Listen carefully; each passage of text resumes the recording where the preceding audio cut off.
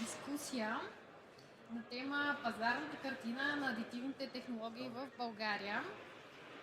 Модератор на дискусията ще бъде Кузо Дончев, председател на Българската асоциация за адитивно производство. Заповядай. Панелисти и в дискусията ще бъдат Самуил Господинов от Exparify LTD, Васил Николов от BuildPlateZ, Боян Пехлеванов от Bitway и Петя Галинова от Peri България. Моля, заповядайте на сцената.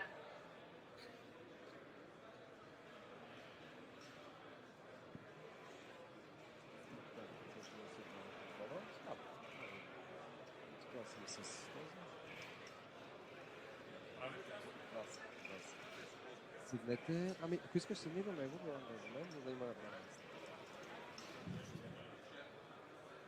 Добре. Проба. Проба. Проба. Сега. Проба. Няма.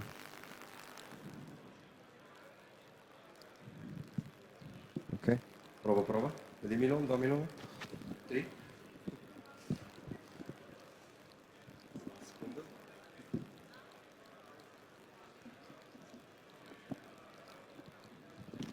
Здравейте, уважаема публика. Аз се казвам Кузо Дончев и съм председател на Българската асоциация за адитивно производство. Това е сравнително нова инициатива, която започнахме преди 6 месеца, тъй като българския пазар е доста фрагментиран, има доста компании, които са иновативни в адитивното производство, но въпреки това имаме разделение и не се развива толкова добре и не се разширява пазара. Затова решихме да направим Българската асоциация за адитивно производство, която има за цел да обедини пазара, да обедини технологиите, да създаде нови възможности за хора, които искат да се развиват на този пазар у нас и също така да участваме в международни проекти, колаборации с други асоциации в Европа. Наскоро станахме част от Съюза за адитивно производство в Европа, Alliance. В Барселона имахме среща преди 2 седмици, където Българската асоциация за адитивно производство стана пълноправен член на този съюз, което е една първа стъпка за развитието на адитивното производство в Европа към нещо много по-сериозно, отколкото само една подкрепяща технология към по-големи компании. Това е една индустрия, която поставихме началото на такъв съюз, който развива индустрията в Европа, която се бори за конкурентоспособност с други държави в света. И разбира се, България и Българската асоциация за адитивно производство е представител на България в тази индустрия, на този съюз. Тук на национално ниво днес сме се събрали с партньори на асоциацията да поговорим малко за настоящите предизвикателства на нашия пазар и бъдещето на адитивното производство у нас и в Източна Европа. Ще започна с първият член на нашата асоциация Самуил Господинов. Може да се представи. Здравейте, казвам се Самуил Господинов и представям фирма Exparify. Ние се занимаваме с производство на прототипи, с тяхната разработка и по-нататъчна реализация в малко до средно серийно производство чрез 3D принтиране. Добре. Сега е друг наш член. Здравейте, аз съм Васил Николов, представлявам фирма BuildPlates.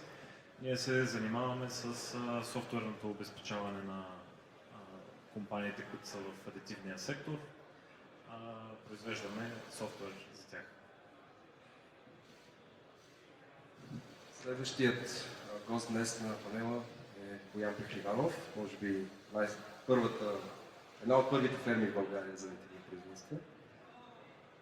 Здравейте, казвам се Боян Пехлеванов, основател на Bitway. Така мога да кажа, че аз го приемам, че имахме така добър шанс да сме една от първите фирми, която започна да предлага тази технология в България. И през годините сме се опитвали чрез много активности да разпространяваме. Ще се поговорим повече след малко. И за да ви представя специален гост, Петя Галинова, тя е от Peri Group България, днес ни гостува и ще разкаже за една много интересна технология, която първо навлиза в България. Здравейте и от мен, казвам се Петя Галинова, представлявам фирма Пери, която е немска фирма, доставчик на кофраж и скеле. Кофраж са всички тези елементи, в които строителите изливат течния бетон и след определено време бетона, който е бил течен, придобива якост и заема някаква форма. Тъй като в презентацията след това ще си говорим много за форми, се надявам да ви бъде интересно. Всъщност тук зад може да видите, директно мога да разкажа малко повече за адитивното производство с бетон. Добре, бих искала да ви покажа няколко примера, тъй като говорим за адитивно производство и ние сме в сектор строителство. Това е един сектор, който не е чак толкова дигитализиран, както са останалите, но въпреки това вече имаме цифрови модели, цифрови близнаци, BIM модели, не се чертае на ръка и с тази технология сектора доста се революционира и променя. Аз бих искала да ви покажа как се е променило набързо. 50-те, 90-те години в строителството е имало кофраж, бетон, скеле, хора на обекта. 90-те години отново, но в 20-та година вече има една нова технология, която Пери развива заедно с датската фирма Cobot. Именно 3D принтирането в строителството. За да стигнем до една сграда, значи ние сме свикнали че 3D принтиране, адитивни технологии могат да се използват за по-малки обекти, но също така може и за цели сгради. Да. Добре. И за да стигнем до готовата сграда, минаваме през няколко етапа, които са от идеята, създаване на архитектурния модел, превръщането на модела в машинен код и следващите стъпки, на какви етапи да се принтира. Може би за вас ще бъде интересно да видите самата конструкция на принтера, тъй като тя е доста интересна, но и също така елементарна и лесна за опериране. Нужни са само двама човека, за да се изгради една къща, двама-трима, които работят с таблет. И едно от предимствата на технологията е бързината на принтиране, т.е. една къща може да бъде изградена за 25 часа.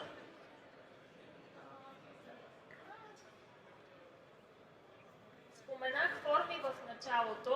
С тази технология колегите след това ще разкажат техния опит, но в строителството могат да се постигнат както за екстериорни форми, така и за интериорни форми, много различни, да реализирате всички хрумки на архитектите или на инвеститорите и то много бързо и лесно.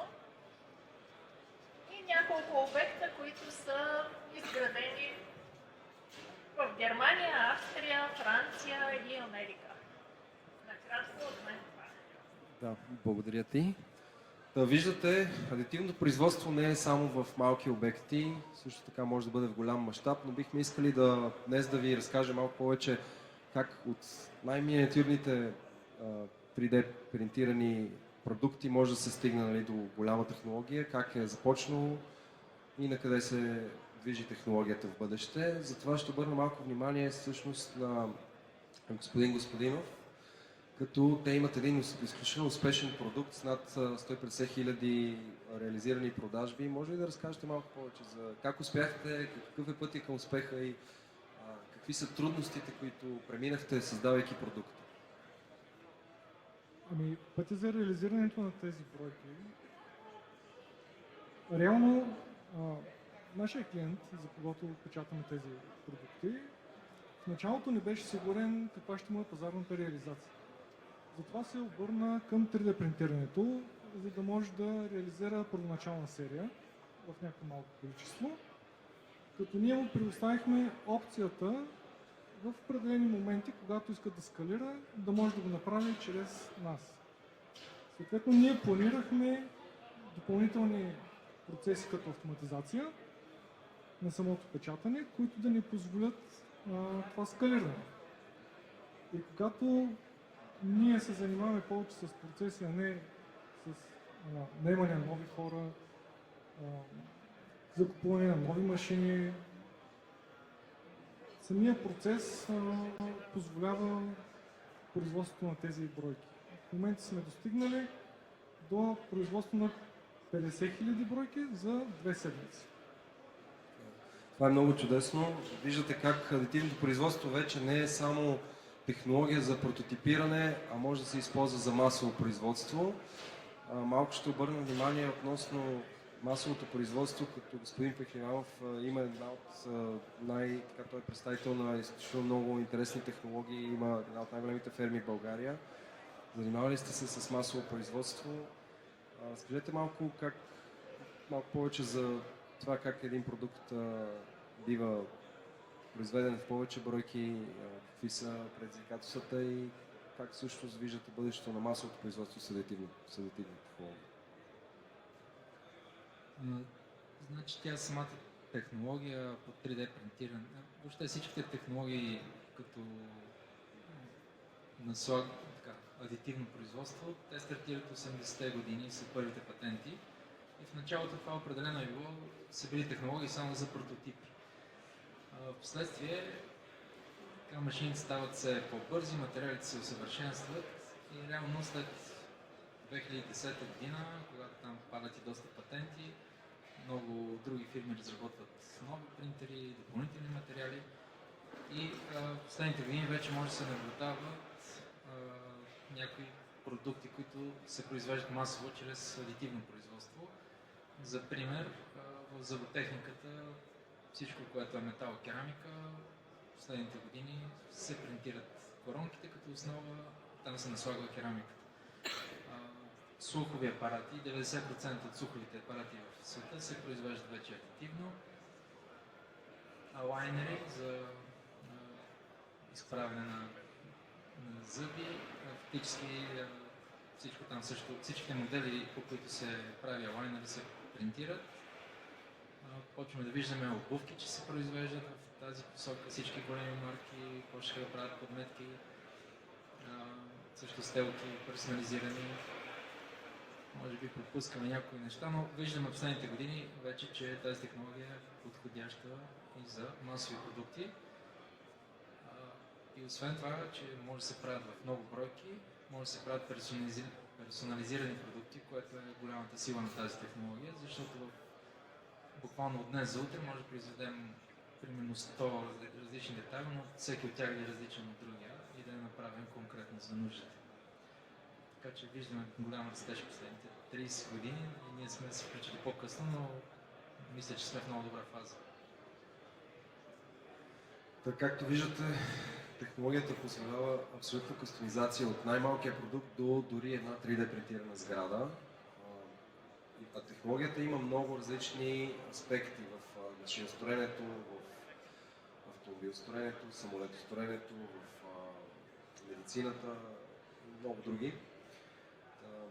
Както виждате, това е по-скоро производство на продукти, хардуерната част, което в технологичния свят наричаме downstream. Малко ще говорим за upstream, което е софтуера и развитието в момента в индустрията, които се съчетават адитивното производство с софтуера. Господин Николов малко да разкаже за какви са развитията в софтуерната част и как автоматизирате и оптимизирате процесите за по-голяма ефективност на производството. Нашия фокус е, както каза, процесите около самото производство. Оптимизирайки тях, остава реално повече време и повече ресурс за самото производство и за частта от бизнеса, която е същността на тези фирми и компании. Това доста подобрява процесите, понеже се намаля ръчния труд, остава повече време, както Самуил каза, да се автоматизира самото производство, да се наблегне върху машините и материалите. Така че не бива да се пренебрегва софтуерната част. Доста от компаниите тепърва се ориентират към подобни решения. Някакси са свикнали всичко да го носят на гръб, в движение, докато ние вкарваме структурата и реално един работен процес, който те могат да следват и да се движат гладко нещата по тях. Добре, много интересна тема е всъщност оптимизацията и абсолютната автоматизация на 3D принт процес на една къща. Може ли да кажете дали виждате това нещо да се случи с помощта дали на изкуствен интелект или друг тип софтуер? Как всъщност изглежда целият процес на автоматизация? Ами, предимството е, че намаляме променливите най-вече. Това, което и Пери правят, доста скоростно изграждане на крайния продукт, доста по-лесно може да бъде оценен и планиран и осъществен съответно. И изкуственият интелект определено има място и тук, най-вече в изчистването на заданието, понеже знаем, че една от доста големите пречки е събирането на изисквания от клиента, това да си гъвкав, да може бързо да се променят нещата. Тук определено има място тази технология и ние работим към това. Ежедневно гледаме да следим изискванията на бизнеса. Добре, да засегнем, както казахте, изискванията на клиентите, като Боян, може би, така бих казал, най-дълго в индустрията, работейки с различни клиенти, малко да ни разкажеш за старта на как всъщност възприемат клиентите адитивната технология, какви са пречките, как стига продукта до клиента, какви са предизвикателствата?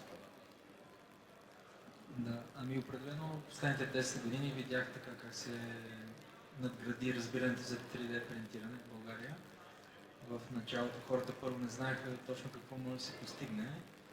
Естествено, инженерите си мислиха, че може да се принтират само играчки от пластмаси, които не са инженерни.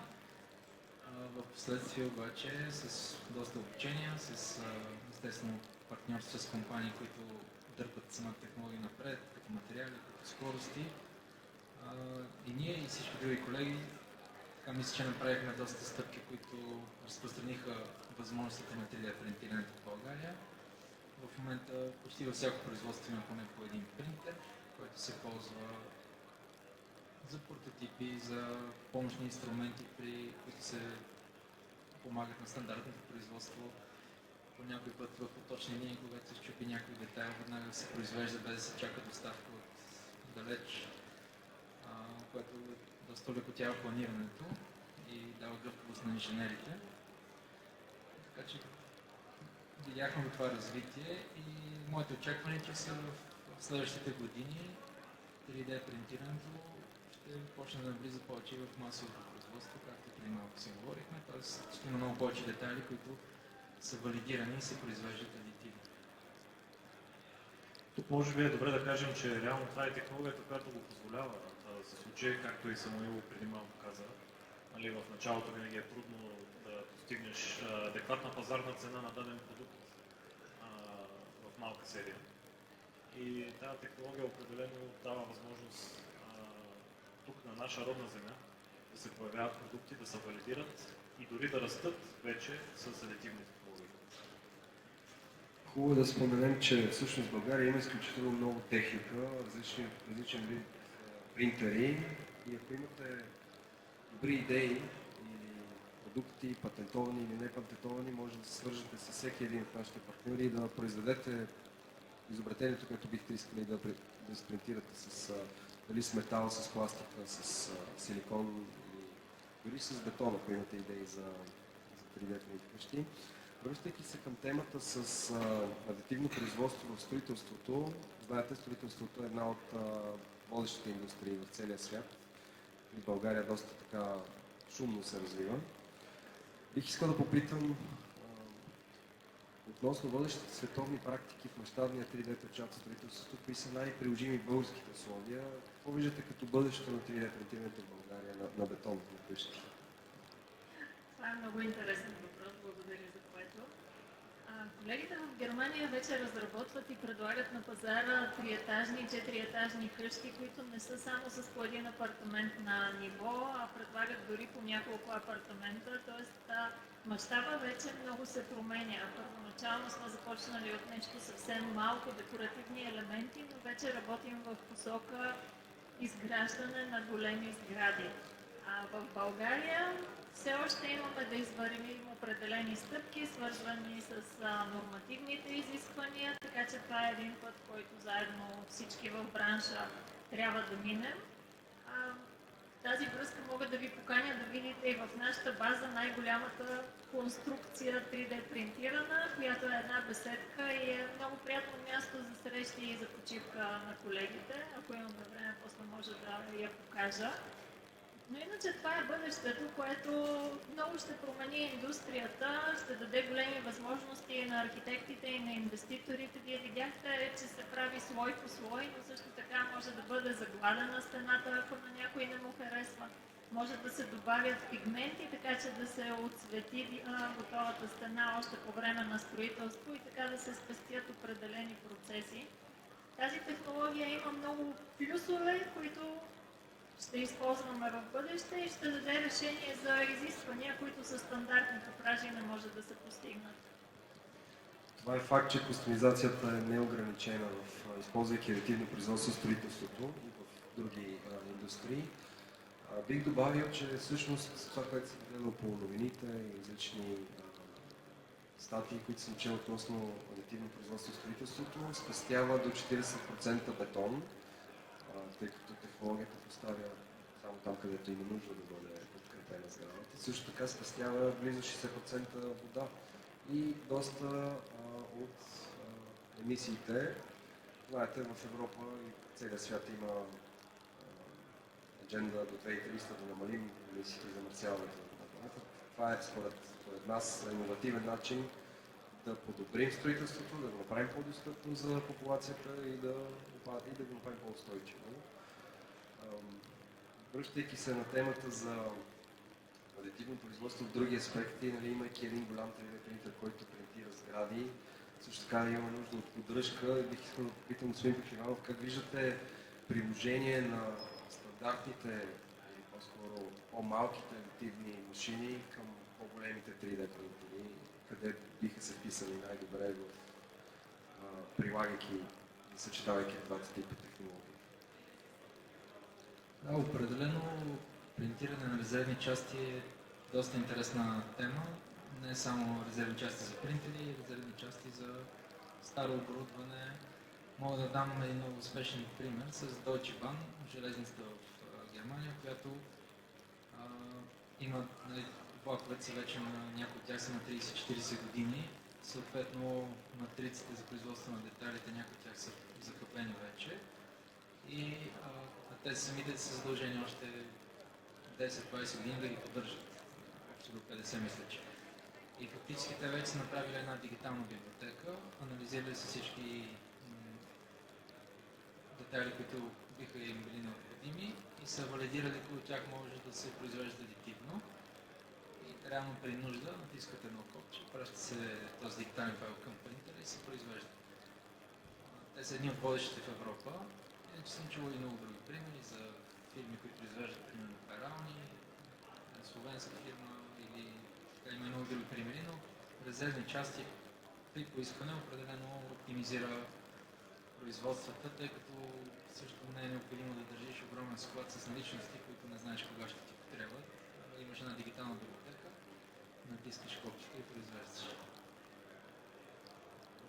Това е доста ефикасен начин за произвеждане, производство, on demand, бързо и може би доста по-точно и прецизно.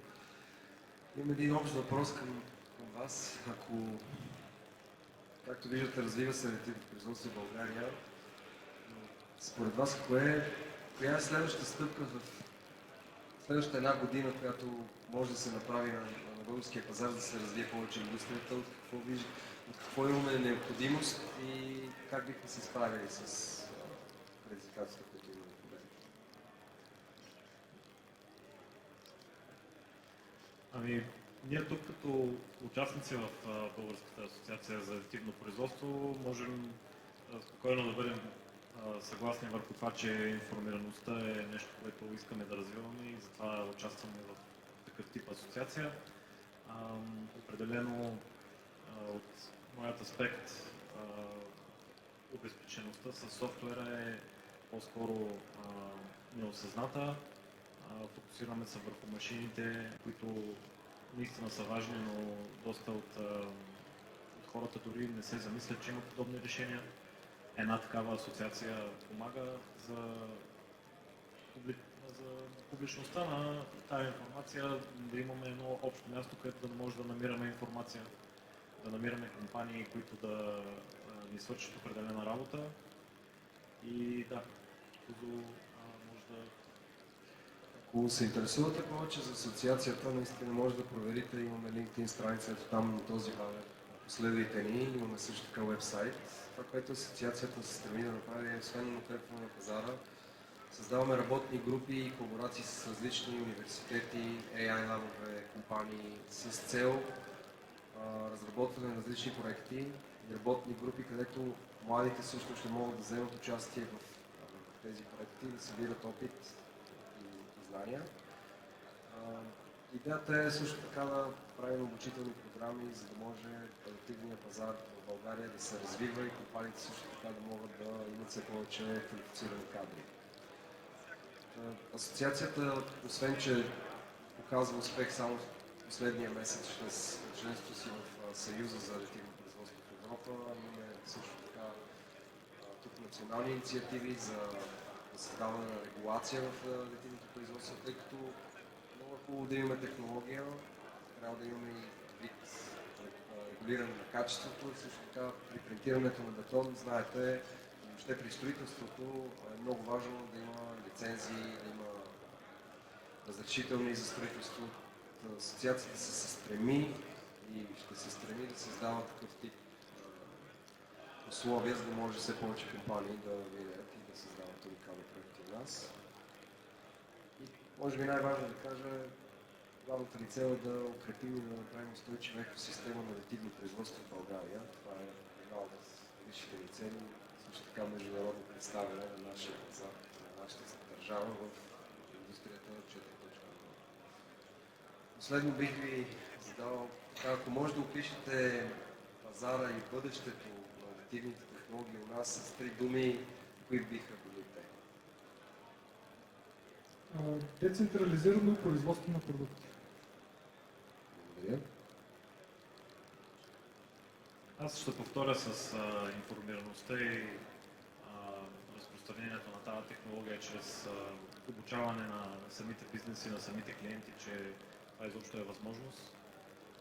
Като по този начин сектора ще нарасне и това ще стимулира иновации и нови решения, които да вземат определени ниши.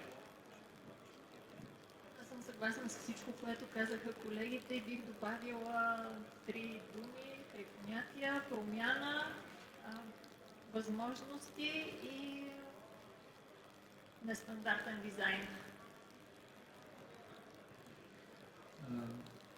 Да, и моята едната думичка би била дизайн, защото адитивните технологии позволяват доста по-сложни дизайни. Също свобода или независимост като производство и ефикасност. Наистина може да се постигат доста ефикасни продукти и процеси. И да, много ми се иска да споделя какви са ми мечтите, но бих се радвал в България да има демо център, в който да могат да се видят всички технологии, различните материали, въпреки че, както споменахме, много производства ползват тази технология. Много от тях все още не знаят, от инженерите, които ги ползват, не знаят точно какви материали има, какви са възможностите. И ако има едно такова отворено пространство, където всички да идват, да се обучават и да ползват технологията, мисля, че това ще помогне за развитие. Може би била най-добрата идея да осъществим у нас един център, хъб с споделени технологии, където и компании, институции, ученици и всички да могат да имат достъп до технологията и да създават или продукти, дали цели компании, развитие в иновациите. И в този ред на мисли, моите 3 думи биха били са иновации, обединение и растеж към по-добро бъдеще в иновативните технологии. Много ви благодаря. Само преди да приключим, имаме малко достатъчно време да ви покажем едно демо видео за строителството и какво всъщност се очаква да влезе у нас в България относно адитивните технологии с 3D принтери на бетон.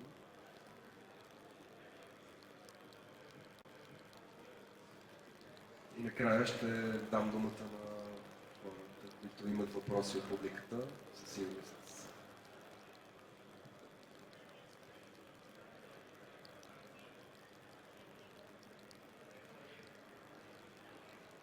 Важно е да споменем, с Боян представяхме Българската асоциация за адитивно производство в Барселона преди 2 седмици. Там се състоя Global Additive Manufacturing Hubs Summit, най-голямата сбирка на всички асоциации в Европа, които се занимават с 3D принтиране. И, разбира се, учреди се Съюза за адитивно производство. Видяхме един огромен център D-Factory, всеки може да го види на нашата LinkedIn страница също. Там са построили с, разбира се, средства от подкрепение от правителството, огромен център с 3D машини, компании се развиват и създават иновации в отбрана, в строителство, в медицина, във всяка една от индустриите.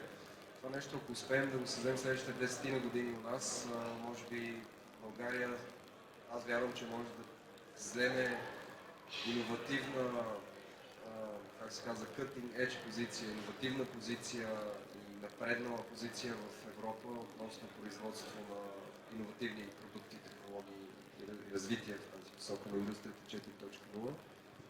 И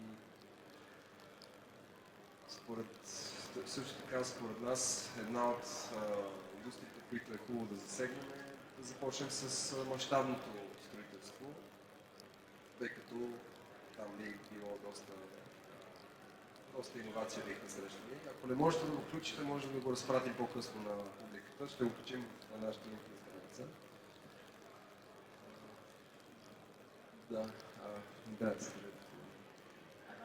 Това, което искахме да ви покажем в рамките на минута, е как беше произведена беседката като една монолитна изпринтирана конструкция в Германия, след което беше направена, нарязана на отделни сегменти и транспортирана до България и изглобена тук.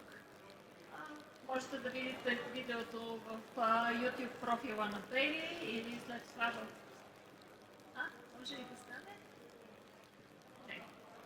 И на сайта на асоциацията ще бъде качен, така че ако проявявате интерес, гледайте го и елате след това да го видите на живо. Имаме 4 минутки за въпроси, ако някой има нещо да зададе. Давайте смело. Специално към Боян. Аз специално ми е интересно да попитам дамата от Пери. Съжалявам, не запомних името, но се извинявам за което. Какъв е пълнежа, който имате между стените? Точно в този модел, който показваме, е насипан перлит. По-така за незапозната публика. Какво точно представлява самия материал? Също така и армировката на...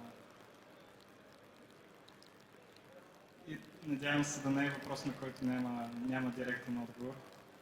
Всеки въпрос има отговор. Въпросът е колко подробно трябва да навлеземе в темата. И според мен имаме време, докато заради видеото. Видеото може би няма да заради или все още се опитва.